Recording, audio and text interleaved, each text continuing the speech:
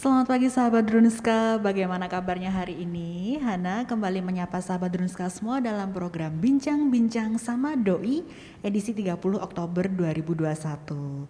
Pada edisi hari Sabtu terakhir di bulan Oktober ini, Hana sudah bersama dengan Dr. Hengki Agung Nugroho, spesialis bedah konsultan onkologi. Selamat pagi Dr. Hengki, bagaimana kabarnya hari Selamat ini? pagi, baik. Sehat ya dok? Ya, sehat alhamdulillah. Ya, pada edisi kali ini kita akan berbincang mengenai gerakan sadari sejak dini. Sahabat Drunska mungkin ada yang sudah familiar ya dengan gerakan sadari atau periksa payudara sendiri. Sadari ini sebagai salah satu cara untuk mendeteksi adanya kanker payudara. Nah, masih dalam rangka peringatan bulan kesadaran kanker payudara sedunia di bulan Oktober ini dan Hari Kanker Payudara Sedunia pada tanggal 26 Oktober lalu, Rumah Sakit Dr. Un Kandang Sapi Solo mengajak sahabat Drunska semua untuk meningkatkan kewaspadaan bersama akan kanker payudara dengan melakukan deteksi sejak dini. Nah, bagi sahabat Drunska yang ingin bergabung dan ngobrol dengan Dr. Hengki, seperti biasa, disampaikan saja pertanyaannya melalui kolom komentar. Akan ada giveaway dari Rumah Sakit Dr. Un Kandang Sapi Solo bagi sahabat Drunska yang beruntung. Kita langsung ke tema utama aja ya Dr. Hengki, seputar gerakan sadari. Nah, sebelum ke spesifik ke sadarinya, mungkin bisa dijelaskan dulu dokter, siapa sih yang berisiko terkena kanker payudara? Ya, terima kasih.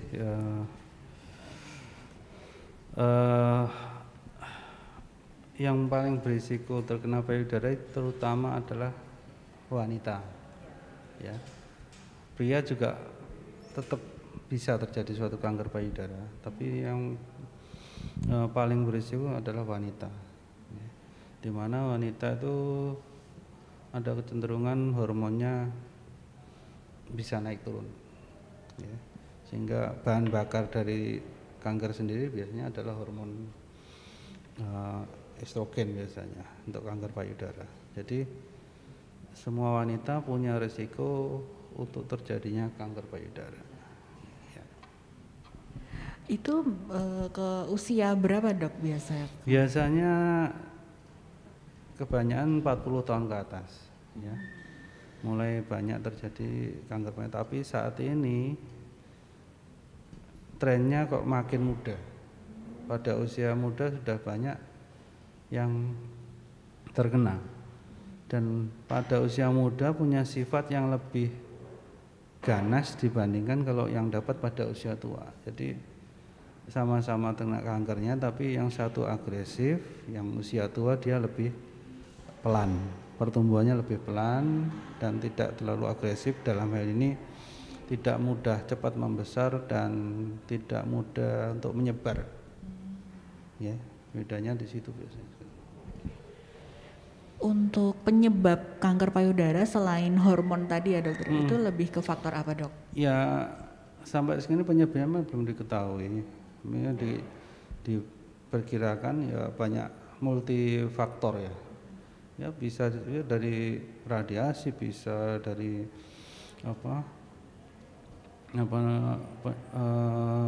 pengawet makanan, trauma juga bisa. Maksudnya dulu riwayat terbentur itu bisa suatu saat terjadi juga. Ya, faktor keturunan juga bisa, tapi itu sebetulnya cuma kecil sekali, cuma 2-5%. Jadi nggak usah takut, malah yang ditakutkan itu sebetulnya pola hidup kita ya. Kemudian untuk gejala kanker payudara nih yang kadang suka di orang-orang masih belum sadar kalau ini tuh mengarah ke kanker gitu Ya, dok. gini. Benjolan di payudara itu sebagian besar itu jinak sebetulnya. Jadi sebetulnya jangan takut. Kebanyakan yang pasien yang datang ke rumah sakit itu karena awalnya takut. Ya.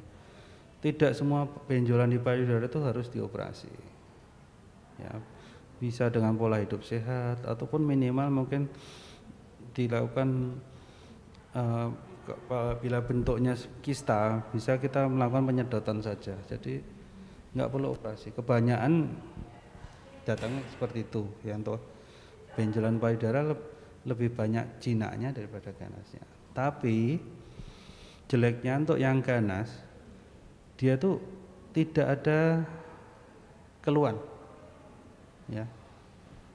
Ada benjolan tapi nggak ngerasa sakit, nggak mengganggu, akhirnya dibiarkan saja sama penderita. Maksudnya yang sakit itu ada benjolan, diamkan saja.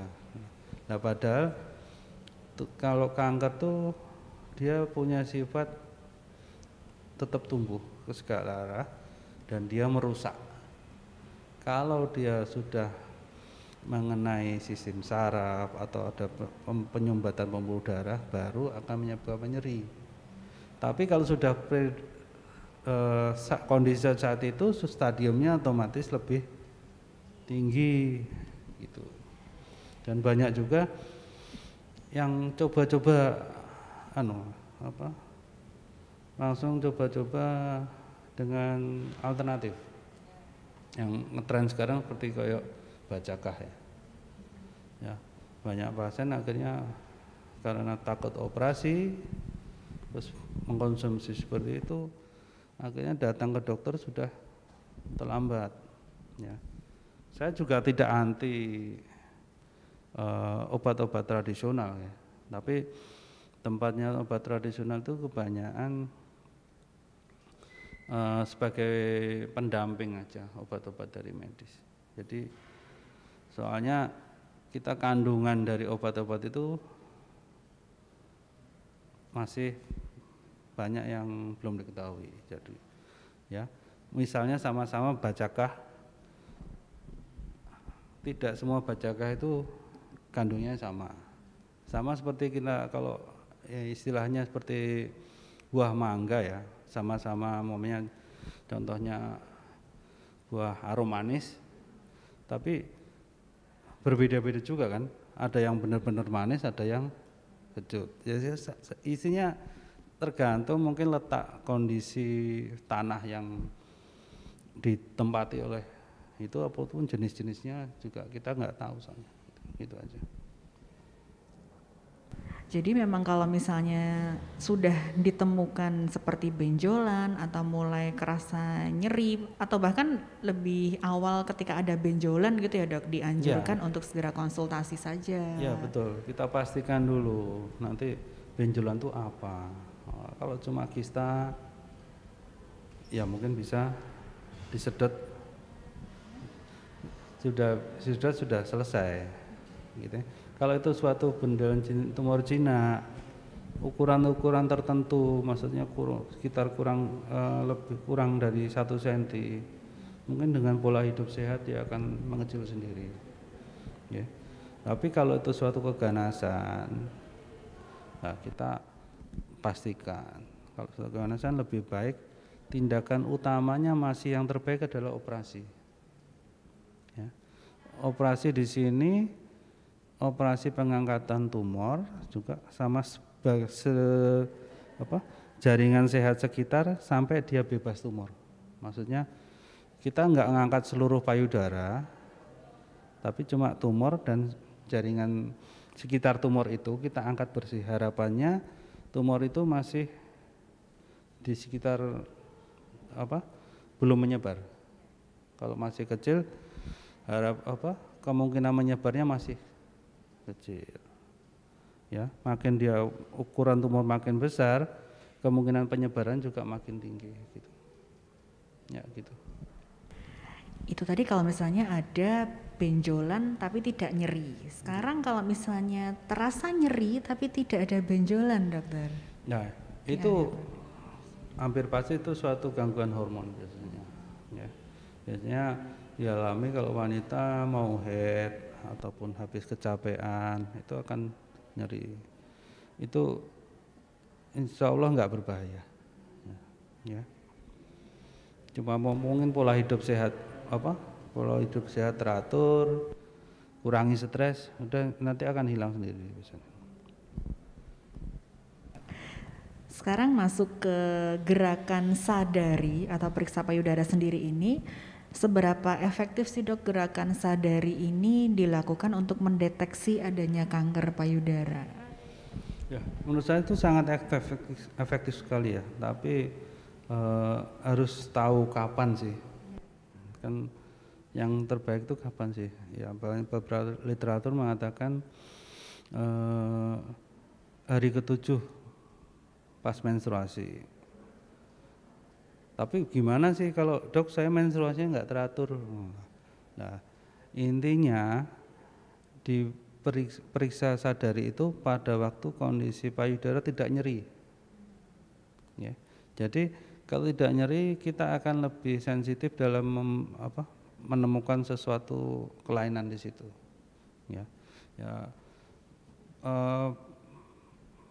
Namanya palpasi ya, penekanan di daerah payudara bisa dari cara memutar dari ujung puting ke luar ataupun dari luar ke tengah ataupun naik turun ya, dengan 2 atau 3 jari kita meraba itu. Baiknya mungkin dengan waktu mandi dengan kondisi dengan sabun gitu kan lebih licin ya, jadi lebih nyaman untuk memeriksa apakah ada suatu benjolan atau tidak ya. Sambil berkaca juga kadang ya dokter ya, untuk mengecek pertama kan kita lihat dulu infeksi namanya, kita lihat apakah sama kanan atau kiri dulu, apakah ada benjolan atau kan bisa dilihat dari situ. Kemudian mulai usia berapa sih dok seorang wanita itu dianjurkan untuk melakukan gerakan sadari? Menurut saya terutama sudah usia muda ya, setelah menstruasi sudah harus mulai. Soalnya di mana pada menstruasi itu mens pertama itu otomatis hormon estrogen akan lebih tinggi-tingginya. Jadi ada kemungkinan dia akan timbul perubahan sifat di daerah situ ya, mana tumor itu biasanya sel normal akan tumbuh menjadi sel normal, tapi karena ada perubahan namanya gen, dia akan berubah sifat ya. Nanti berubah sifatnya ini bisa jinak atau ganas ya, gitu aja. Perubahannya itu tergantung dari pola hidup kita juga ya dok ya? Ya, kemungkinan memang terbanyak itu faktor lingkungan ya. Jadi yang penyebab tumor-tumor sekarang ini banyakan faktor lingkungan. Kemarin itu sudah ada sahabat Drunska yang mulai bertanya dokter, mungkin bisa kita bacain satu-satu ya dok. Ini ada dari Atik Alvita Salon. Pagi dokter, mau tanya, pengobatan kemarin limfoma non-Hodgkin kan sudah selesai. Apakah ada kemungkinan masih bisa muncul lagi dok? Ya, untuk limfoma memang kita beda kasus sama yang kita omongan saat ini ya. Limfoma itu tumor kelenjar getah bening ya. Tumor ganas dari kelenjar getah bening. Jadi untuk yang tipe non-Hodgkin itu bisa tumbuh di seluruh tubuh, di mana ada kelenjar getah bening dia bisa tumbuh. Ya, angka kemungkinan untuk tumbuh lagi besar sekali, tergantung juga jenisnya. Ya, jadi makanya orang kanker itu harus tetap kontrol, tidak bisa merasa sembuh terus nggak kontrol. Kita nggak tahu kapan sel kanker tuh yang tersisa di tubuh kita itu akan tumbuh atau enggak, kita enggak ada yang tahu, enggak ada yang bisa memastikannya, cuma memperkirakan saja. Cuma memperkirakan, oh ini tingkat keganasan yang tipe yang ini dia akan kemungkinan kambuh. Oh yang seperti ini jarang kambuh, gitu aja. Ya, untuk lebih hati-hati aja menurut saya, pokoknya tetap kontrol, terus pola hidup sehat, kurangi stres itu aja. Stres ngefek juga ya dok ya? Wah itu sangat efek ya, namanya stres itu menurut saya faktor yang terpenting saat ini. Saya dengan orang stres, imun akan turun pasti, ya. Jadi kalau imun turun, apapun penyakit bisa masuk juga. Ya. Ketika ada seseorang dinyatakan dia sembuh dari kanker itu, karena dulu tuh Hana tuh sering dengar gitu kan dok, katanya kalau kanker meskipun sudah sembuh tapi ada kemungkinan muncul lagi di beberapa tahun kemudian gitu ya dok. Ya. Di kita menyatakan sembuh tuh intinya dia bebas kanker. Kita mengatakan bahwa ukurannya dalam 5 dan 10 tahun. Ya, jadi dalam 5 tahun dia bebas kanker. Terus dalam 10 tahun kita bedakan sembuh itu ya sekitar itu. Ya. Dimana kebanyakan kanker itu akan tumbuh dalam 2 tahun pertama untuk terjadinya kekambuhan, kebanyakan di situ. Makanya itu tadi harus tetap kontrol, ya. Tapi kontrolnya kan durasinya akan berbeda. Kalau dari awal-awal mungkin sebulan, 2 bulan, 3 bulan sekali. Tapi kalau sudah nanti mendekati 5 tahun mungkin setahun, 2 tahun sekali gitu. Kemudian ada pertanyaan lagi dokter dari Ida Ayu WP. Dokter, saya mastitis TB dan saya masih berobat dengan dokter spesialis paru. Berapa lama ya dok payudara saya ini akan sembuh? Mungkin dia dari riwayat tumor atau kanker dok. Ya. Ada beberapa benjolan payudara yang menyerupai, penampaknya menyerupai kanker, tapi dia merupakan suatu infeksi. Ya. Biasanya kebanyakan infeksinya mungkin dari TB. Jadi TBC ya, TBC itu tidak harus dia dari paru. Jadi TBC itu bisa tumbuh di mana dia suka, di mana biasanya dia dapatnya waktu kecil biasanya, waktu dewasa, waktu imunnya turun, tuman itu akan berkembang, di mana dia menetap, ya. Kalau di payudara ya jadi suatu peradangan di payudara, kita namanya mastitis TB, ya. Kalau maunya di kelenjar getah bening, biasanya di leher, itu kan timbul juga akan mungkin sampai pecah bernanah, itu mastitis. Bisa juga suatu itu ciri khas dari limfadenitis TB, infeksi kelenjar getah bening karena TB, ya. Bisa juga di usus, bisa juga di mana saja, di otak, di mana-mana, tidak harus selalu di paru. Jadi pengobatan TB ya dengan obat-obat anti TB, biasanya sekitar 6 sampai 8 bulan. Ya. Nanti setelah pengobatan itu bisa kita cek lagi, kita pemeriksaan fisik maupun kalau usia muda mungkin dengan USG payudara. Ya. Selanjutnya ada lagi, setelah dilakukan operasi payudara, apakah kanker sudah dikatakan sembuh dok? Ya, belum. Ya seperti itu kita nyatakan sembuh kalau dia bisa bertahan, tidak ada kanker lagi setelah 5 tahun atau 10 tahun, bebas kanker seperti itu. Jadi tergantung tadi seperti stadiumnya ya. Makin stadiumnya kecil, kemungkinan operasi saja sudah cukup. Tapi kalau stadiumnya sudah tinggi, harus sebagian besar harus dilakukan pengobatan tambahan. Ya, bisa dengan kemoterapi ataupun dengan juga radiasi. Terus obat-obat yang terbaru mungkin target terapi, imunoterapi dan lain-lain, hormonal terapi. Gitu. Kalau kemoterapi itu mulai stadium berapa sih dokter? Bisa mulai stadium 1. Itu kan banyak untuk menentukan ini harus kemo atau tidak kan banyak pertimbangannya.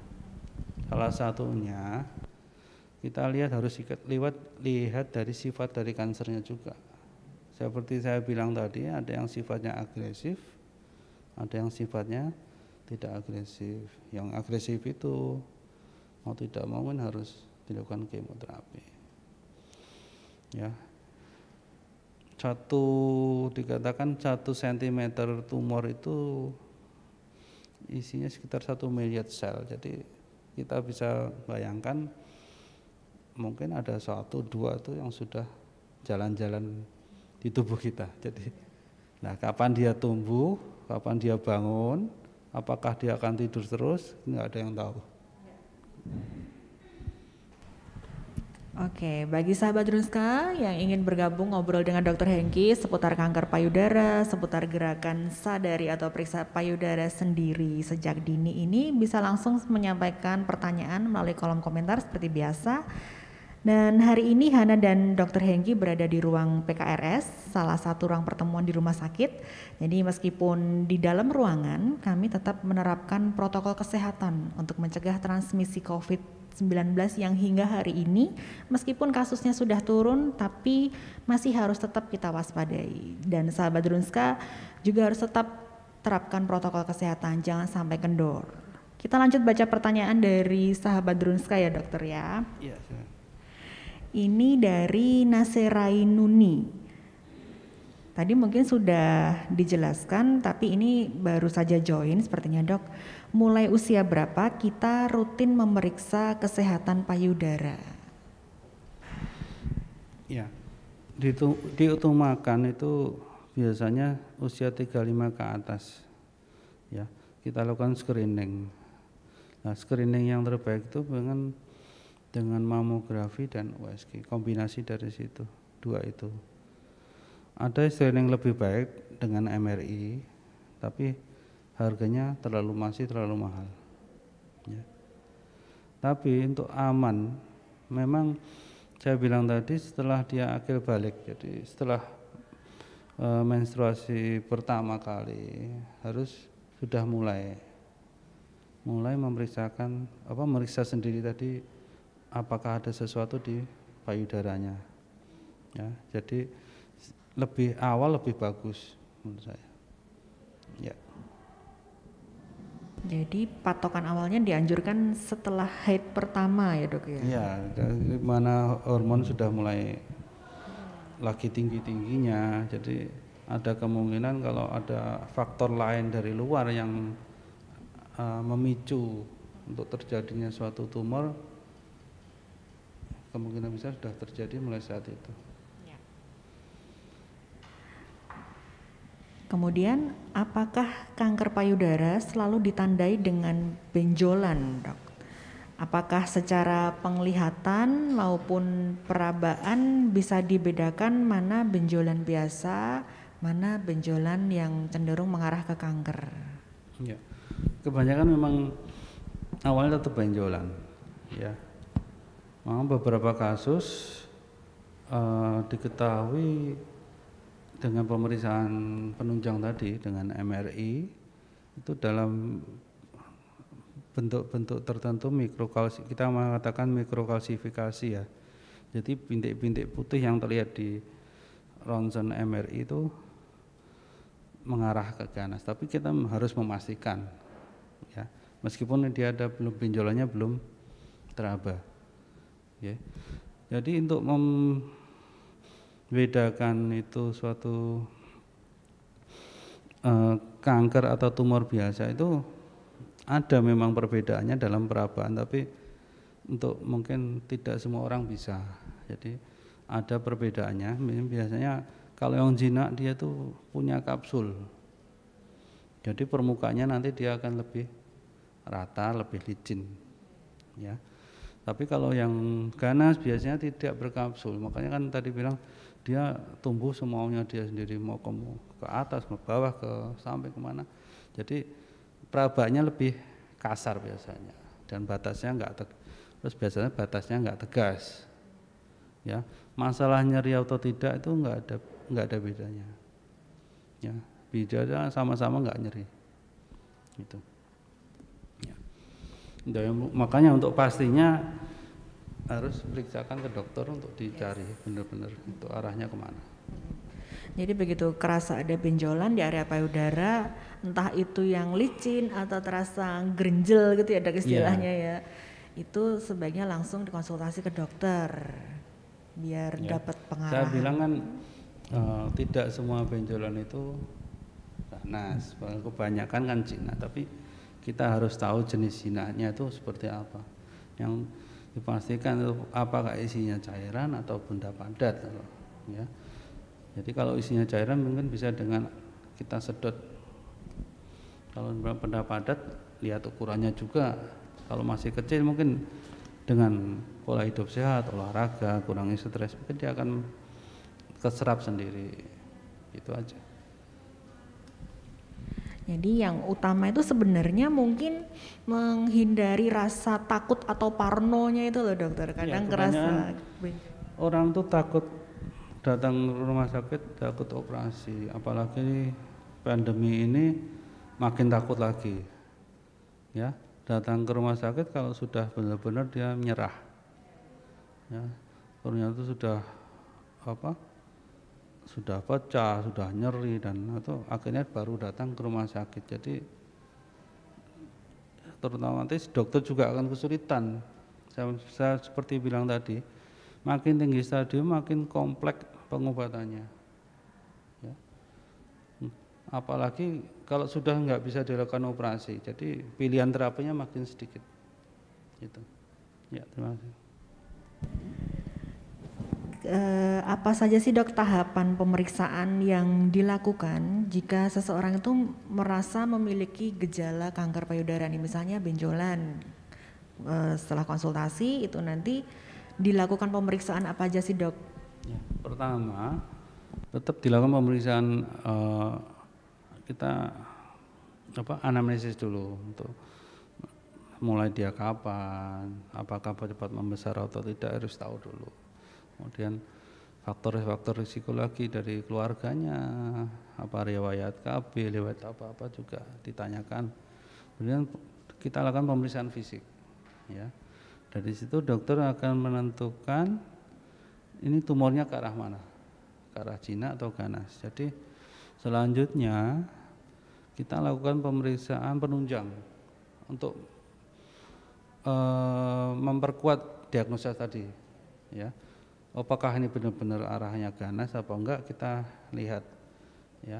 Untuk usia muda biasanya cukup dengan USG, ya. Kalau usia menurut saya cukup USG ya. Kalau usia lebih dari 35 tahun kalau sudah ada benjolan saya juga enggak menyarankan untuk mamografi. Soalnya mamografi itu sistem kerjanya payudaranya itu dipencet. Kalau tumornya besar dia bisa karena pencetan itu bisa pecah, jadi akan merangsang penyebaran dari sel tumornya. Jadi saya lebih nyaman dengan USG. Dari USG juga ada gambaran-gambaran ke arah mana tumor itu kira-kira, ya. Dan untuk yang terakhir mungkin dengan untuk memastikannya dengan FNAB, jadi dengan pemeriksaan sitologi dengan tusuk jarum itu bisa untuk mengarahkan ke arah jinak atau ganas, ya. Tapi kalau jinak biasanya FNAB enggak diperlukan. Kalau ngarahnya ganas ukuran kecil FNAB diperlukan. Jadi untuk menentukan tiga dari triple diagnosis tadi, maksudnya dari anamnesis pemeriksaan fisik, kemudian kedua dari penunjang dari USG menyatakan ganas, FNAB ganas, itu kita ada dasar untuk melakukan operasi pengangkatan tumor sampai bersih, gitu. Dasarnya itu. Jadi operasi itu setelah melewati fase 3 cara tadi ya dok ya. Iya. Jadi bukan begitu ada benjolan langsung wah operasi nih gitu ya. Kalau jinak saya bilang tadi kan, oh ini ternyata kista isinya. Dari USG kan kelihatan, oh isinya cairan. Dan dengan pemeriksaan fisik kita sulit karena tegangnya kista, jadi kita nggak bisa menilai itu suatu cairan atau benda padat. Ya, harus dibantu dengan USG. Jadi mungkin dengan diaspirasi, dimasukkan jarum terus disedot, dia akan kempes. Sudah cukup. Jadi tidak semuanya harus operasi ya. Kalau faktor KB itu memang bisa mengarah ke... Ada yang mengatakan gitu, tapi saya nggak mengklaim ya. Dalam mengatakan bahwa karena KB hormonal dalam 10 tahun bisa. Logikanya dia karena itu obat-obat hormonal.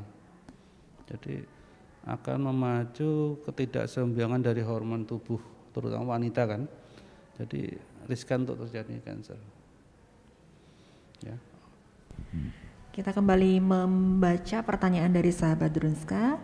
Ini dari Rani Pertiwi. Dok, kira-kira butuh jangka waktu berapa lama suatu benjolan di payudara itu menjadi kanker? Dan apakah bila dideteksi dini bisa sembuh total? Ya. Saya bilang tadi, kan tumor kita bagi dua, jinak sama ganas. Jadi kalau jinak itu ya biasanya tetap jinak, kecuali dia ada bibit ganasnya. Ya. Kalau awalnya memang ganas, dia tetap ganas. Jadi, kalau sifat jinak itu dia cuma membesar saja, tidak merusak, tapi dia cuma tumbuh membesar. Tapi kalau ganas, dia punya sifat merusak. Merusaknya gimana? Ya merusak jaringan sekitar di daerah situ, sehingga menyumbat pembuluh darah, sehingga pembuluh darahnya tersumbat, daerah situ yang harusnya dialiri nggak bisa teraliri, akhirnya daerah situ akan mati, timbul suatu luka koreng, akhirnya orang bilang benjolannya pecah, seperti itu. Jadi untuk tumor ganas kalau sembuh sempurna dia datang lebih awal, lebih kemungkinan sembuhnya akan lebih tinggi, gitu aja. Kemudian apakah benjolan jinak kalau diangkat bisa tumbuh lagi, Dok? Ini yang jinak. Ya. Itu tumbuhnya bukan karena tumor yang sama. Jadi payudara itu kan hitungannya luas ya, maksudnya ada kalau tumor di jam 10 ada tumor, kita ambil. Kemudian ada ternyata berapa tahun kemudian ada di jam 3, itu sudah beda lagi. Ya, jadi tumor jinak itu memang bisa tumbuh di mana saja di payudara. Tidak ada hubungannya, maksudnya kalau diangkat nanti akan tumbuh lagi, tidak. Ya tadi saya tergantung dari pola hidup tadi. Ya, kemungkinan juga pengambilannya kalau nggak bersih. Kalau nggak bersih, otomatis yang tersisa itu pasti akan tumbuh. Ya. Ya. Jadi mungkin salah satu kuncinya kita kurangin micin, Dok.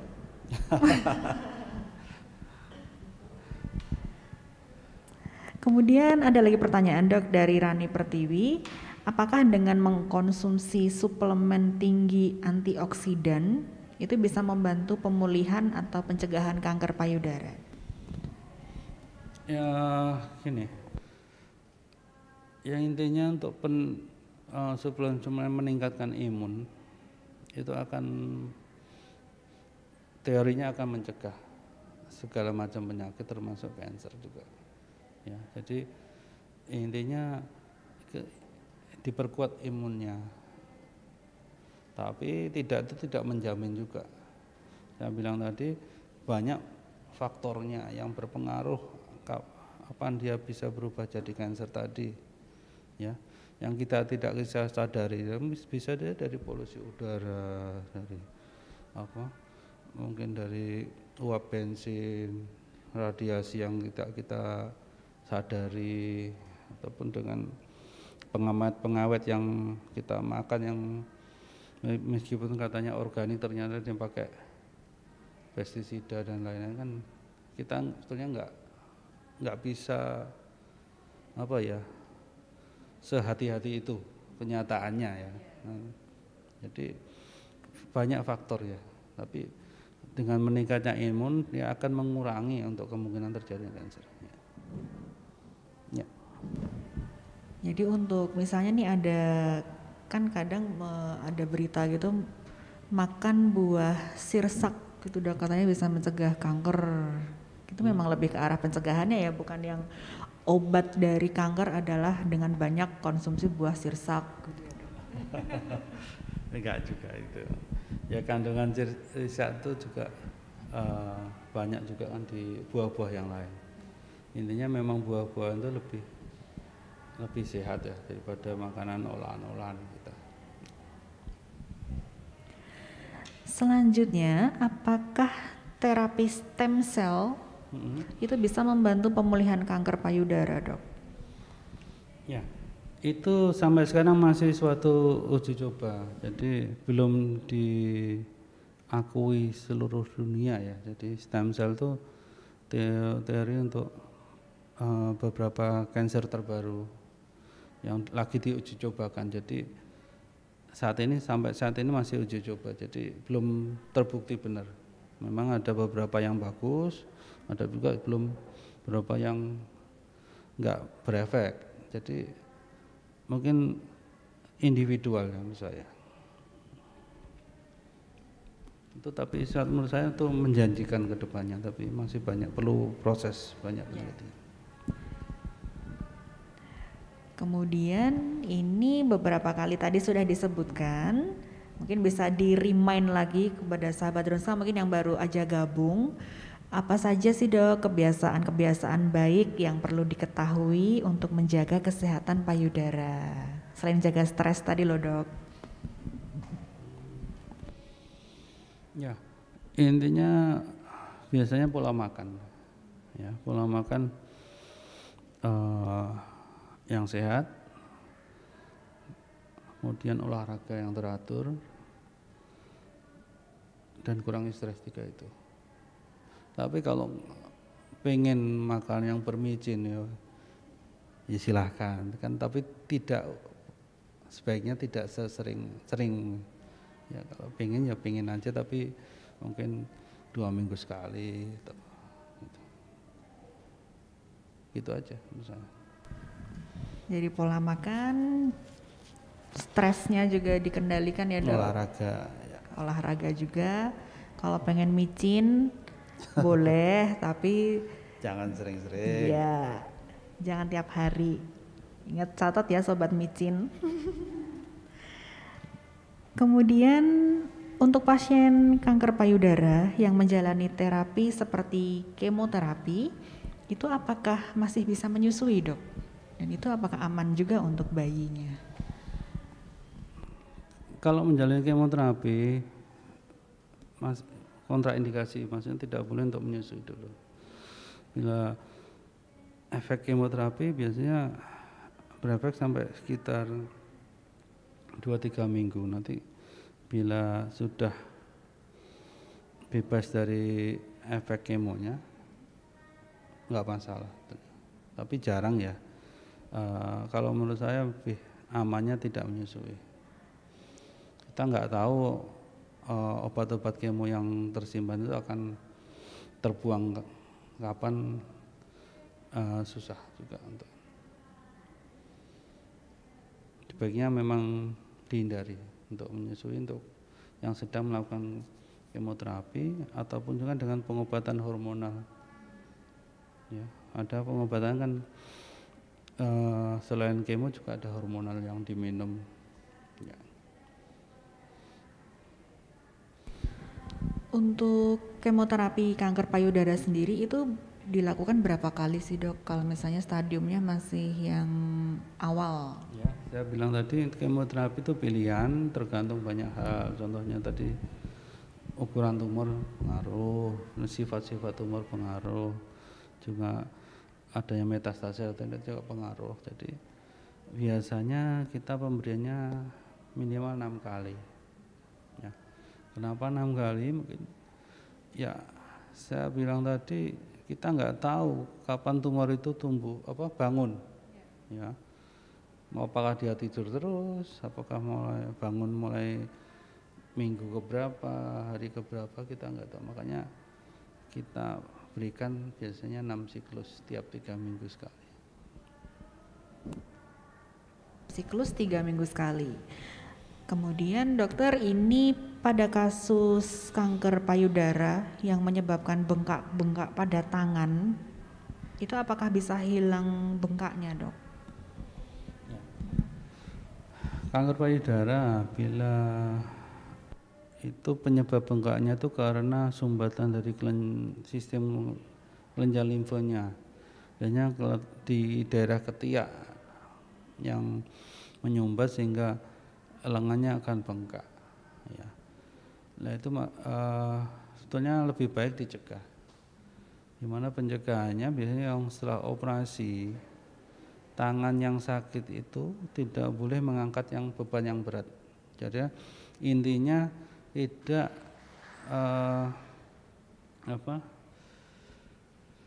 merangsang kelenjar yang di ketiak itu untuk membesar. Ya. Bisa rangsangan itu macam-macam. Biasanya karena capek, kemudian ada infeksi di daerah lengan itu. Nah, salah satunya tadi tidak boleh mengangkat beban yang terlalu berat. Maksudnya hitungannya sekitar 5 kilo kalau saya. Ya. Jadi lengan yang sakit itu yang bekas operasi itu dikatakan suatu lengan emas, tangan emas. Jadi sesuatu yang bisa menyebabkan luka di situ harus dihindari. Contohnya kalau harus kemo ya dia tidak boleh dilakukan pengambilan darah di daerah situ, disuntik nggak boleh, ditensi pun nggak boleh. Sampai ekstrimnya dulu guru saya pakai cincin aja nggak boleh. Ya, bisa cincinnya kekecilan kejepit sehingga akan mungkin timbul peradangan di situ dan lain-lainnya, sehingga itu akan memacu terjadinya pembengkakan yang kita bilang itu limfedem. Ya, kalau awal bisa sudah terjadi awal bisa dengan fisioterapi biasanya.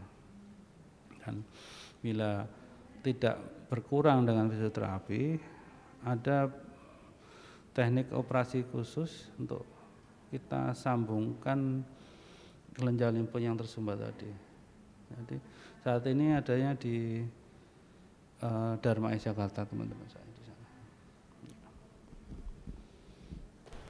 Kemudian tadi sempat dijelaskan salah satu cara yang baik untuk mendeteksi kanker payudara itu adalah dengan MRI ya dok ya. Yeah. Meskipun biayanya masih cenderung tinggi, tapi seberapa besar sih dok tingkat efektivitas MRI itu dalam mendeteksi kanker payudara daripada USG gitu? Ya, USG itu kan operator dependent, maksudnya juga kalau tumor itu menyebabkan nyeri, otomatis pemeriksaan juga akan berbeda ya, maksudnya harus dengan penekanan segini, tapi karena dia nyeri harus menarik alatnya juga. Jadi lebih sulit untuk melihat itu arahnya kemana. Kalau MRI kan di kita memakai suatu mesin canggih, pemeriksaan canggih yang pasien cuma tidur saja, nanti akan terlihat gambar payudaranya seperti apa. Di situ akan terlihat lebih jelas. Jadi tumor-tumor ini arahnya kemana. Jadi pemeriksaannya lebih sensitif untuk MRI. Tapi masalahnya MRI kan sangat mahal sehingga belum suatu dijadikan patokan untuk pemeriksaan yang rutin dilakukan.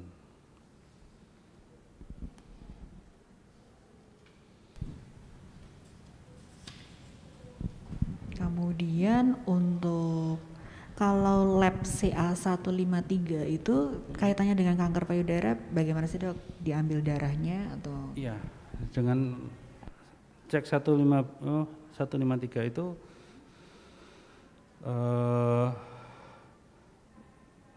pemeriksaan dengan darah, tapi tujuannya untuk melihat adanya kekambuhan atau tidak, itu saja. Tapi banyak faktor lain yang berpengaruh, jadi belum tentu juga. Tapi kalau signifikan tingginya biasanya ada kekambuhan, bisa dalam bentuk tumor baru atau penyebaran di organ lain. Ya. Tapi kita harus mencari di mana organ itu yang tumbuh itu di mana, ya. Yang ada di sini mungkin dengan foto ronsen, USG atau MRI. Tapi kadang beberapa itu tidak terdeteksi juga. Mungkin yang saat ini yang terbaik adalah dengan PET scan. Tapi masalahnya di sini Jawa Tengah belum ada, adanya mungkin di Jakarta dan antrinya juga banyak dan harganya masih tinggi. Untuk pemeriksaan sekitar 10 juta. Dan itu bisa mendeteksi kanker ukuran setengah sampai 1 cm dimanapun akan tampak di situ. Ya itu masalahnya masih hanya di Jakarta dan harganya sangat mahal. Kemudian mengenai pasca operasi pengangkatan payudara dan perawatannya itu supaya cepat pulih bagaimana dokter? Ya. Intinya untuk penderita nggak ada pantangan makan, ya banyak. Kalau orang-orang dulu tuh jangan makan ikan, jangan makan telur, nanti gatel, itu malah bertolak belakang. Ya. Malah nutrisi protein itu yang tinggi itu sangat diperlukan untuk penyembuhan luka. Ya. Jadi makan bebas, kecuali kalau yang ada gula atau apa ya, makan bebas. Utamakan yang bergizi dan protein tinggi. Dan harus mulai mobilisasi, maksudnya menggerakkan lengan. Kalau bisa lengannya bisa diangkat setinggi lurus seperti sebelum sakit. Jangan takut, tapi pelan-pelan. Memang agak nyeri, tapi dia harus optimalkan. Tujuannya adalah bisa aktivitas sebelum sakit. Ya. Soalnya kalau tidak dilakukan itu, dia akan karena operasi dia akan makin lama akan menarik. Namanya operasi itu luka akan makin mengkeret lah istilahnya. Ya, dia menarik akan jadi kaku. Jadi dia nggak bisa ngangkat tangan, mungkin cuma segini aja, nggak bisa aktivitas. Misalnya kayak orang dulu nggak gitu kuping gini. Cuma sampai sini aja, nggak bisa sisiran atau apa, bisa jadi sampai seperti itu karena mobilisasi awalnya terlambat. Ya, gitu. Oke, jadi cukup banyak ini tadi ya dok yang ikut join ngobrol seputar kanker payudara. Nah, sebagai bentuk perhatian kepada sahabat Drunska, ini Rumah Sakit Dr. Kandang Sapi Solo mengadakan program paket screening kanker payudara dengan teknologi MRI 1,5 Tesla. Paket screening kanker payudara ini meliputi pemeriksaan dokter spesialis bedah, pemeriksaan MRI breast dengan kontras, lab darah rutin, dan lab CA153 yang tadi sudah kita bahas ya dok. Oke. Dan program ini tersedia hingga tanggal 31 Oktober 2021 besok. Jadi besok yang terakhir. Dan bagi sahabat Drunska yang mulai merasa nemu benjolan nih setelah melakukan gerakan sadari, ini bisa nih yang hendak konsultasi dengan Dr. Hengki seputar kanker payudara atau benjolan di payudara atau seputar onkologi, tumor yang lain, bisa banget Dr. Hengki praktik di klinik bedah onkologi. Nah, untuk mendaftar periksa bisa melalui aplikasi Android Drunska Mobile, dan sahabat Drunska juga tidak perlu khawatir datang ke rumah sakit karena Drunska tetap aman. Dokter Hengki, kita nggak kerasa ini sudah bersama hampir 1 jam nih dokter, seru banget pembahasan hari ini. Terima kasih untuk edukasi dan informasi yang diberikan siang ini kepada sahabat Drunska. Terima kasih juga untuk semua sahabat Drunska yang sudah setia mengikuti dari awal hingga akhir. Pemenang giveaway Bincang-Bincang sama Doi edisi hari ini akan diinformasikan melalui postingan Instagram TV, jadi stay tune dan tetap follow Instagram Drunska. Tetap jaga kesehatan dengan makanan yang bergizi, jangan lupa untuk selalu mencuci tangan dengan sabun, jaga jarak fisik dengan orang lain, terapkan protokol 6M, maskernya jangan sampai kendor. Selamat melanjutkan aktivitas bagi sahabat Drunska semuanya, jangan lupa untuk tetap jaga kebersihan dan kesehatan. Kita berdoa semoga wabah virus corona ini segera berakhir. Rumah Sakit Dr. Kandang Sapi Solo aman untuk Anda. Sampai jumpa di acara Bincang-Bincang sama Doi edisi selanjutnya. Selamat pagi.